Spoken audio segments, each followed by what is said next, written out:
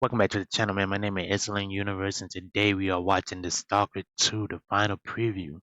If y'all enjoy this content, make sure y'all hit that like button, that sub button, hit that bell button so you know when I post, and hit them comments so I know what you're thinking. And with all that being said, peoples, hit that intro. Mario? Come and rock with me, come rock with me. Can't you see? Four rocks in my hand and CD diamond look like seeds. Angel my neck with that Jesus piece. She be on her knee, watch her give me up so crazily. She call me Mr. Ski. Alright, Stalker 2, man. I've been waiting for this game for a little bit. It's dropping on Game Pass in a few days. So if y'all don't want to pay no 60, 70, 80 dollars on a video game and just play it for free type shit, Game Pass for you. So let's go ahead and see what's up with this preview with IGN. Don't want the innocent to suffer? Then help me find the Gameplay footage 2 provided hours by. isn't enough time to see all the branching read all that. stories, admire all the beautiful graphics, and discover all the secrets within the world of Stalker 2. Who sent you? Richter? But it is enough to be left impressed. When I wasn't taking stock of my paltry ammunition levels and hunger gauge, I was looking out at beautiful fields of red that poppy gorgeous. flowers. Hold When I on. wasn't getting distracted Let's put that bitch on. Put that bitch on like 4K and then. by an interesting side quest, I was doing my best to lure mutants into an anomaly trap. And while it was over, just when it felt like it was getting extra good, it had still left its impression. The impression that the team at GSC Game World has created something special with Stalker 2. I'm glad. You know what? I'm glad they saying this game is good. Because what's going on with the Russian shit. Cause they were part of that. Like I think they had to stop for a few months or whatever. Because the war was going on over there. They live like close to that shit. So I'm glad they finally got this game pushed out. If y'all don't know, Stalker is like a Russian type game. So I'm glad they got that shit pushed out. Shout out to them, man. I will preface all this by admitting that I am not a Hang on, God, that 4K kind of fucking me up. I don't know what's going on. Stalker expert, meaning I have not played the 2009 hits, but I probably should be because I am a huge fan of games that offer us various options for dealing with a story scenario, especially those where one seemingly small decision can have effects that ripple through the rest of your playthrough. Yeah. That's what this series, which began with 2007's Shadow of Chernobyl and was built on in Call of Pripyat in 2009, is best known for, and it's what struck me the most from my handful of hours with Stalker 2. I kept thinking about those decisions I had made and wondering if I had made a mistake by choosing a violent, guns blazing approach, wondering if I should have tried a stealthy or even fully peaceful one. But Stalker 2 you can takes go it fully several peaceful? steps further. Like you don't have to kill nobody? There are times you'll have NPCs abruptly end a quest without rewarding you because you've looted the body of their dead friend, for example. Oh shit. I'm sorry, Strider. Have that happen a couple of times and it'll give you Hold on, so I can't just loot anybody? That's what you saying? That's how deep this game goes? So I could kill somebody's friend, and if the story goes to where I meet that person and I need a mission or a reward, they're not gonna give it to me because, let's say 2 hours ago, I killed their friend and stole their friend loot, and I came back to them. That's crazy. That's insane. I'm sorry, Strider. have that happen a couple of times and it'll give you pause even when you're doing the kind of routine task that you normally wouldn't even think about.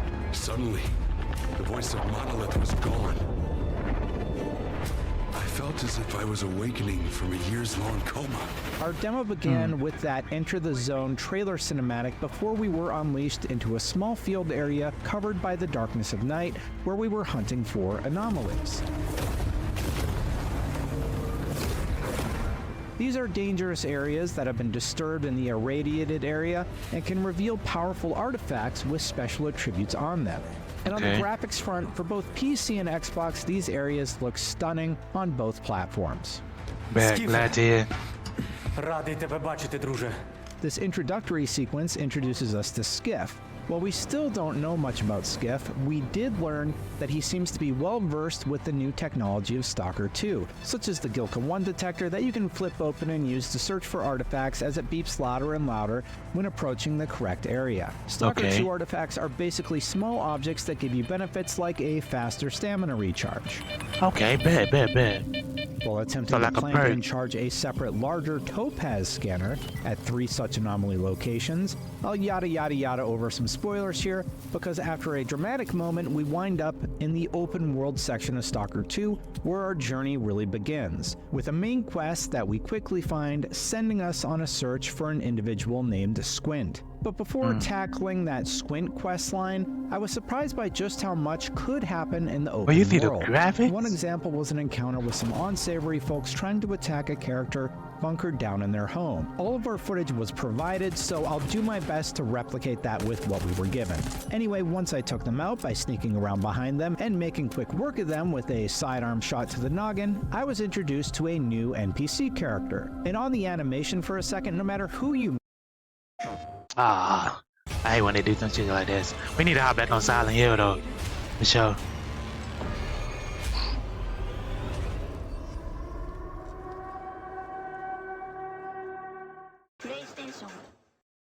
meet in STALKER 2, the character models express emotion and the somber mood is on full display as you sit around campfires on a brief break. This particular new character, however, sent me on a quest to check on his friend, and a chain of other small quests unlocked because I opted to help this one individual who I could have simply walked past. Wait, hold on, I didn't pay attention. Hold on, I wasn't paying attention. I was looking at that shit, but not paying attention. Sit around campfires on models express emotion. Go back. I was introduced to a new NPC character, and on the animation for a second, no matter who you meet in STALKER 2, the character models express emotion and the somber mood is on full display as you sit around campfires on a brief break. This particular new character, however, sent me on a quest to check on his friend, and a chain of other small quests unlocked because I opted to help this one individual who I could have simply walked past had I been mainlining the story missions.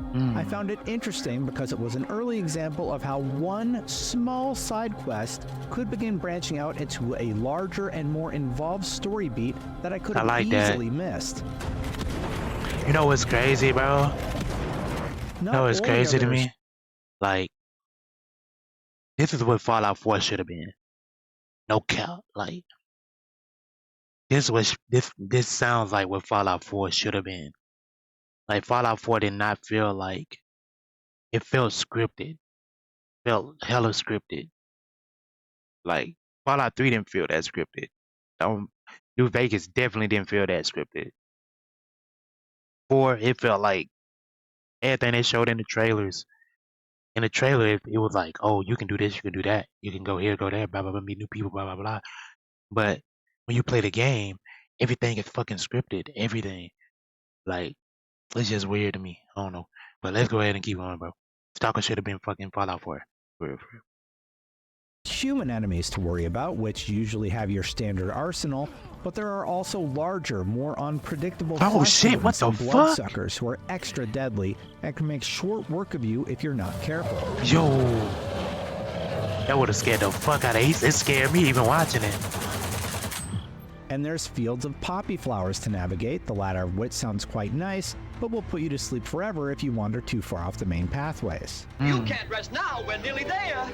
Not only does this keep combat and the wastelands of the exclusion zone interesting, but it also offers moments of awe as you look out at the beautiful red sea of poppy flowers knowing you'll need to go in there and carefully navigate it to complete your objective. All that said, when I did finally find Squint, I was given 2 options. Confront him with violence and head back to base, or help him survive and be sent on a completely different story branch with him. At first, I took the violent approach, but when I realized it felt a bit anticlimactic to end the journey with a gunfight, so I loaded up a save just before the encounter and went the other way. I couldn't help but remember the hundreds of hours I played Fallout 3 or Fallout New Vegas, some of my favorite This nigga, he thinking like me, bro. He thinking like me.